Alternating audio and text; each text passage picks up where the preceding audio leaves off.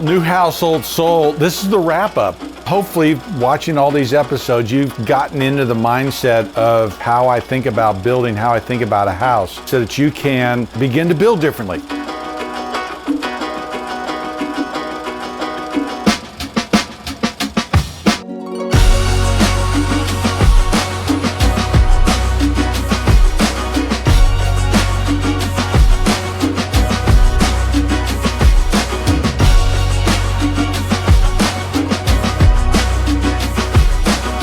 Build Original Series, hosted by Brent Hall. New House, Old Soul. Sponsored by Stellar Floors and the Unico System.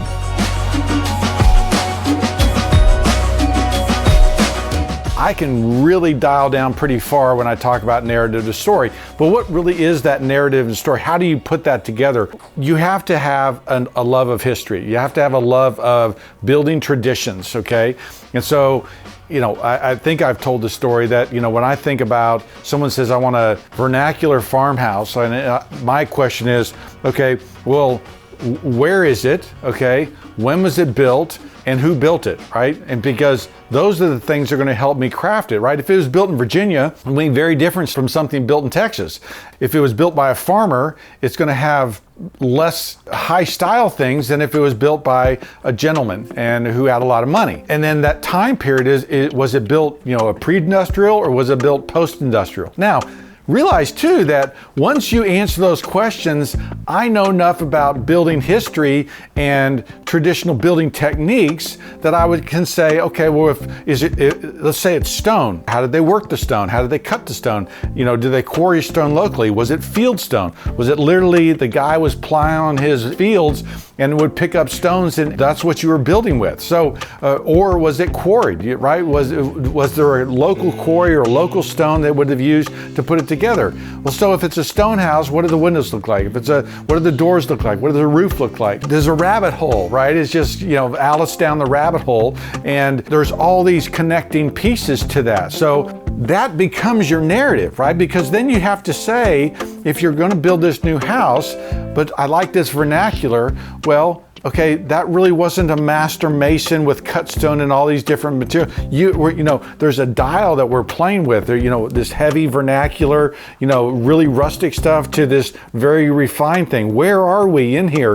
And then once you kind of say, well, we're going to be here, let's dive in deeper and kind of figure that out. It's understanding the difference between Victorian and arts and crafts, Victorian and Greek revival, right? It's understanding, when Greek revival ends, when Victorian starts, and maybe there's a muddy line in between of something that's going on. And understanding when the Industrial Revolution affected and influenced architectural styles and houses and how they're put together, when architects became popular in America, right? You hear what I'm doing, right? I'm talking about all the history that's involved in American building. And so I love that, right? I get excited about that because I think it's fascinating. I think it communicates a story, right? Here we are, back to narrative. And so, the building history, understanding that. Now, I gained that thing by reading books. Virginia McAllister's Field Guide to American Houses. It's a classic. Understanding those styles and then actually going to different places and traveling and looking around so that I could understand, we don't have a lot of Second Empire houses here in Texas, but there's a ton if I go farther east. And so, looking around, going to Charleston, going to Savannah, going to Philadelphia, understanding the architectural traditions in these areas, going to Annapolis and figuring all that out, right? So there's this rich history that I love. The second piece of that, and is part of history, is that building tradition. And building tradition is, when would bricks have been used, okay? When would stone have been used? Why is there so much wood architecture in America? What's going on? And not only when, going back to history, but how would they have? One reason why all moldings pre-industrial revolution are painted is because they're a softwood. And you really didn't highlight a softwood. You can't hand plane with one of these hand planes, a piece of oak, right? I can't take a wood body plane that would have been available, up until the 1880s. I can't take that wood plane and plane a bunch of oak, okay? The knife will dull too fast, very hard to do. But the soft pines you can. So understanding that building tradition, that you wouldn't have a stained grade kitchen in a colonial house, right? Never would have done that. It's not just the history, but also understanding how it was built during that time, right? Understanding, regional differences. If you go to Colonial Williamsburg, you see the end of the eaves that runs across, they create a little cutout as an eave end. Like, why did they do that? It was a regional thing that happened, right? Looking at how they did a wood roof back then, looking at how they did cornices, looking at, how those things were built, the stonework, making the brickwork, a rubbed brick, right? I mean, a good example is a very simple house around the corner from ours. It wants to be a Tudor house. And when we did the outdoor living room, we took the best of that Tudor tradition. It wasn't seen on the house, but the best of the Tudor tradition, and really upscaled the quality of that living space, the beauty of that living space. And if anything, if the house was here, this addition kind of raised the quality level of the house in general, because we pursued these historic building traditions that elevated everything. So understanding those traditions, again, is a really important part of getting the old soul infused into the home. We're building today out of a 10-page playbook that, if we use history, it's 1,000 pages. A lot of the problem with that, 10-page playbook, you end up with stickers. And so you end up with, well, I want a traditional house, so I'm going to stick columns on it, right? And not understanding, when columns were used, how columns are properly organized, why there needs to be a beam or entablature, why you can't run your column directly up under your porch, why, okay? And so one of the things that makes a new house a McMansion, one of the things that is indicative of the McMansion-y thing, and I'm using McMansion to be kind of the cheap, overbuilt, gaudy kind of sometimes houses that are happening today, because they take these architectural elements and they stick them all over there, trying to infuse an old soul, but they don't know how to do it. And so they end up with ugly things that are taking place in the house, because there's 4 Palladian windows on the front of the house, right? There's no organization of where things are going to go. And they've got columns in weird places, and the columns are too small. They look like a toothpick, or, it overwhelms things. The scale and proportion are wrong. So realize that this old soul, when you practice things from the past, you get those traditional details right. The other thing that you're going to be wrestling with is balance, okay? The balance of bringing together modern and cool things with an old soul, right? Think of a kitchen.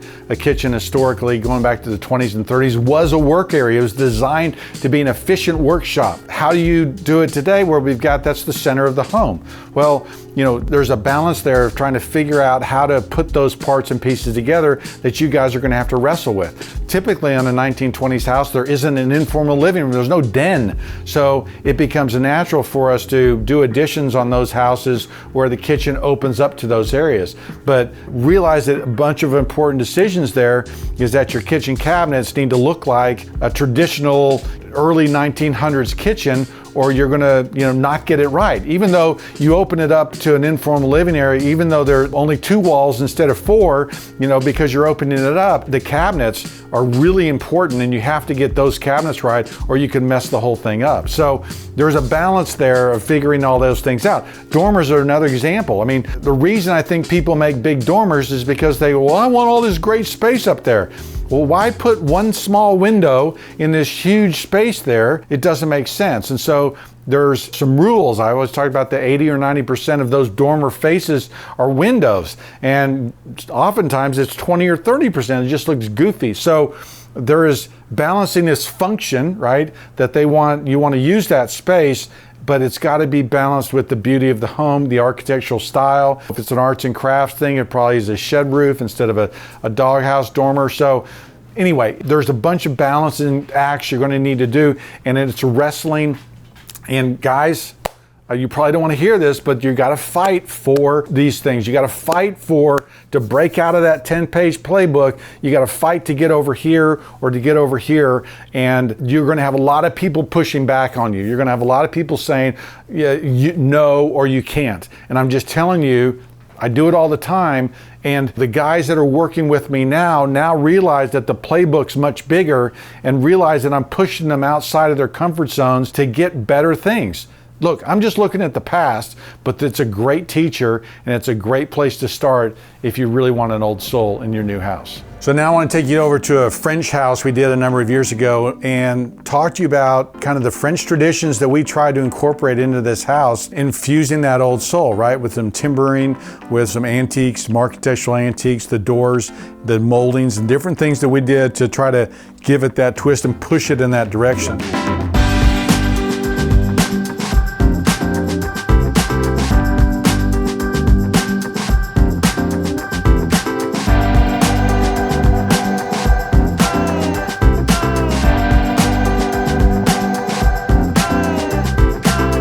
It's really coming in nice and it's really beautiful now. But there are a number of details, and I'd like to call them layers and differences that we did to give this house, a narrative, a story, a history. One, you'll notice that at the top we've got an eave detail with modillions coming through the roof line. Okay, so that is meant to convey that this stone block. Notice that we've got a stone-built house here. Is the main body, and then the outside bodies are a little bit different. So the eave detail changes, the coining's the same, but it's stucco, not stone. So all these tiny little layers and little details. It's French. How is it French? Well, the slope of the roof, the fact that we've got all French doors and casements. I talked about double hung versus casements. This is all that kind of traditional kind of French country house and how it lays out. So the patterns of the doors with that large panel below and the lights, even the way that we made the mutton bars is French, right? It follows that same story, it follows that same line. This entry, the hipped roof on the entry, and that door, that huge T astragal is something you see in France. And so we're just looking at French details and copying them. Inside you're gonna see moldings, you're gonna see architectural antiques, all in an effort to kind of lean one way or another. I mean, here, you got a decision about doors. Let's make doors that kind of lean French. We've got a decision about moldings. They lean French, right? All of a sudden you do 5, 6, 10, 8 of these things, and you have a much more real house, a much better story. So come on inside, let me show you some of this.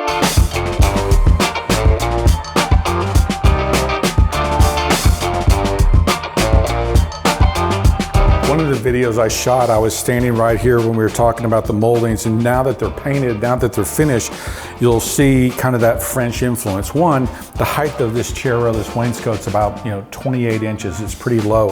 But all the shapes, this wainscot cap, our door casing, plinth, base, all have this kind of drippy, Gothic French moldings, because we look at French pattern books and they have these deep kind of reveals and deep lines that only could have been made by hand originally. We actually had to take it apart so that we could make it on machines and things like that. But again, French moldings just infused this house. Going into this door, this is the inside look of those exterior doors. What you're going to notice is on the outside, it's got a kind of a panel that sits on the face of the door.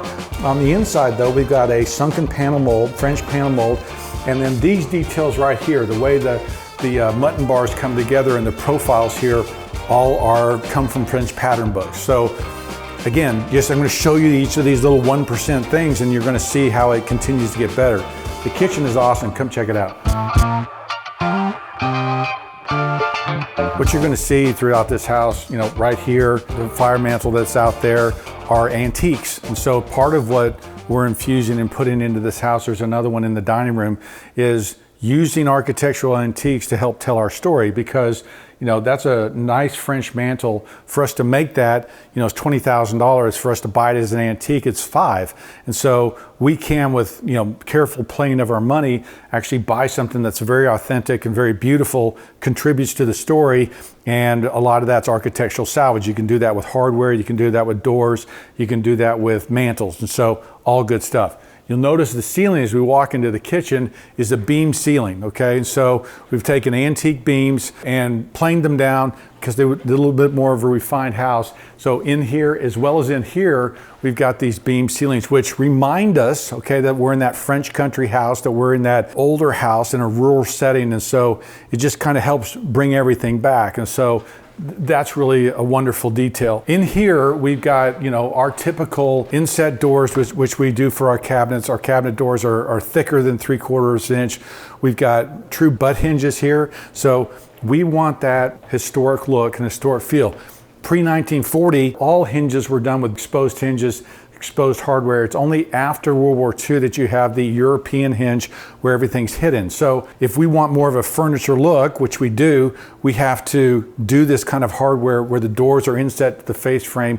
It's more of a furniture quality. It harkens back to the past, right? And so maybe this is a 3% thing because I think it just makes such a big impact. But the inset moldings that we do, the way we raise the panel, those are French details, but you contribute a lot of these, and all of a sudden this kitchen, right, is really magnificent. And even though we've got modern appliances and modern things in here, marble countertops, we still have that old feel because we got the cabinets right. Cabinets are huge in a kitchen because they take up so much of the surface area. Let me show you outside. We got an outside living area and some interesting things that for living outdoors that really are special.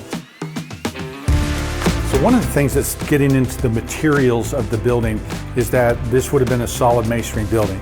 And the reason we've spent a lot of time on these arches, making these feel like solid masonry arches, is because we wanted to convey that feel. That kind of structure, solid stone structure, would then support these beams. And so we've got solid oak beams that run across here that even have a natural little twist to them and a little movement to them that give it that feel like it's been here for 200 or 300 years. Notice we've got a four-centered arch here. Okay, this is a Gothic arch, and it's a form of Gothic arch. And France was, certainly where Gothic starts and where Gothic really lived for a long time. You think of Notre Dame and things like that. They were building those Gothic cathedrals in the 13th and 14th century.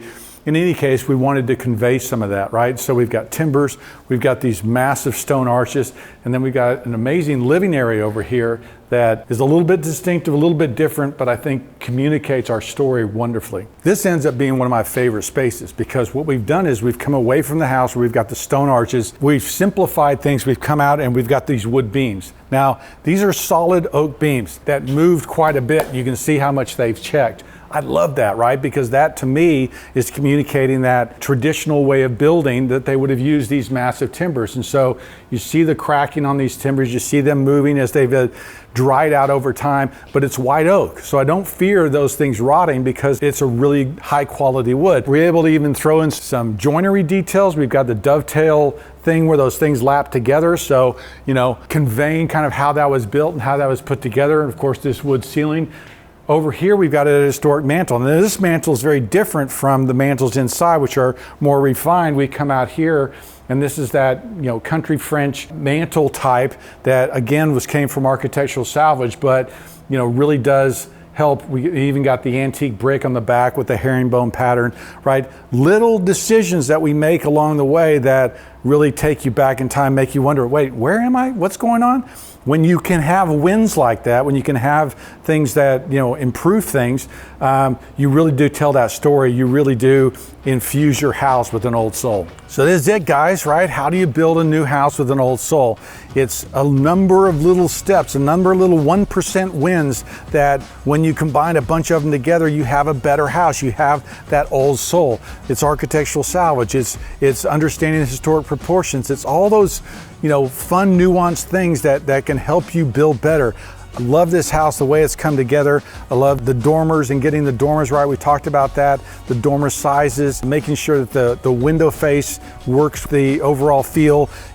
Simple things like decorative rafter tails, carriage style doors, matching those historic details really can and does make a huge difference and really can help your house have that magic that you're looking for when you're trying to get that old soul. Thank you guys so much for following along. I've read your comments. I'm glad you like it. Some of you guys have sent me emails asking me how to do more things. Love it. That's what this was for, hopefully to inspire. Thank you guys so much for following along. I'm Brent Hull. Thanks for watching.